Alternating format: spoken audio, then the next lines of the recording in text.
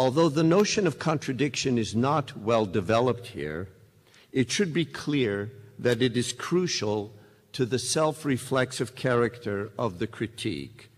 It grounds the possibility both of social critique as well as of historical transformation, and the two are related.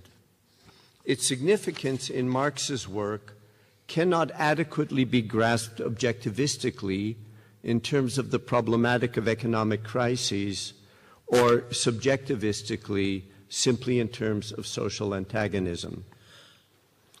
It is in the Grundrisse and Kapital that Marx provides a firm foundation for a critical social theory capable of superseding philosophical thought by convincingly mediating it and its historical context.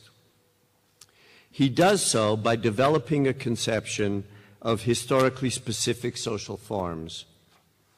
The Grundrisse helps illuminate Marx's critique of capitalist modernity in Kapital, which is more difficult to decipher inasmuch as it is tightly structured as a critique undertaken from a standpoint immanent to its object of investigation. For this reason, all too frequently, what is the object of Marx's critique has been regarded as its standpoint. In a crucial section of the Grundrisse titled "The Method of Political Economy," Marx wrestles with the question of an adequate point of departure for his critical analysis. He makes clear that the categories of his analysis should not be understood in narrow economic terms.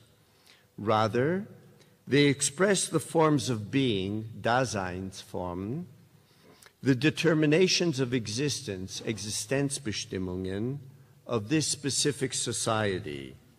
As such, they are at once forms of subjectivity and objectivity. They express what is given in the head as well as in reality. That is, Marx's categories grasp as intrinsically interrelated economic, social, and cultural dimensions of capitalist modernity that frequently are treated as contingently related. This categorical approach also contravenes understandings of the relation of social objectivity and subjectivity in terms of a base superstructure model. Moreover, Marx makes very clear that the categories of his critique are historically specific. Even categories that appear to be transhistorical and that actually do play a role much earlier historically, such as money and labor, are fully developed and come into their own only in capitalist society. As simple, abstract categories, according to Marx, they are as modern as are the relations which create this simple abstraction.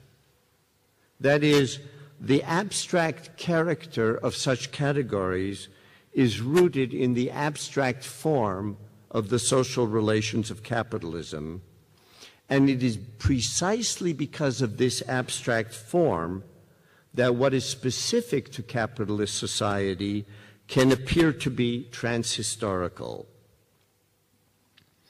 Marx's emphasis on the historical specificity of the object of investigation is tied to the issue of the point of departure of his critical analysis. The historically specific character of the theory is not simply a matter of content, but also of form. The theory cannot present itself in transhistorical form, for example, as a universally valid method that simply can be applied to a variety of objects to which it is related only contingently. Rather, the historical specificity of the theory requires that the concept be the concept of its object. The point of departure of critical analysis, therefore, cannot be grounded in a Cartesian manner as a deduction from purportedly transhistorically valid truths.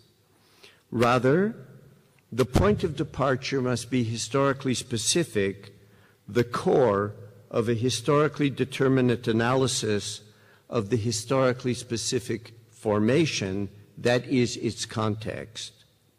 Rather than presenting the categories in the order in which they arose historically, critical analysis, according to Marx, must begin with what is most essential to the determinate society it seeks to grasp.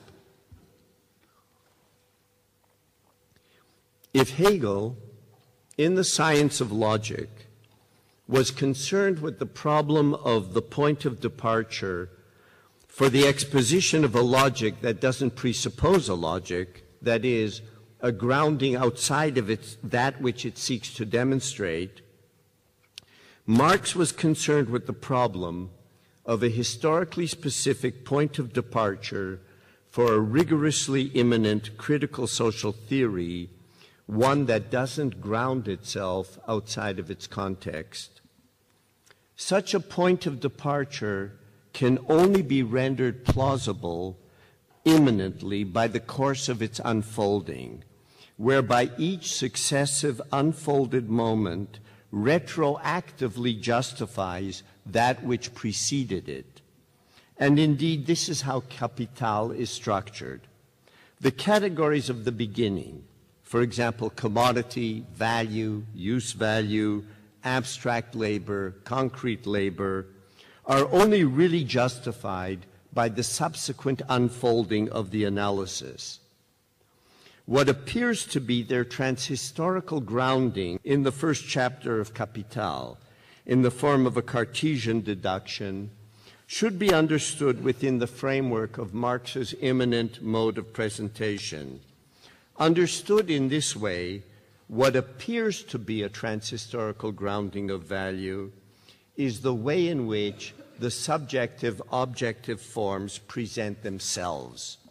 It is a meta-commentary on forms of thought that remain bound within the limits of the structuring forms of capitalist society.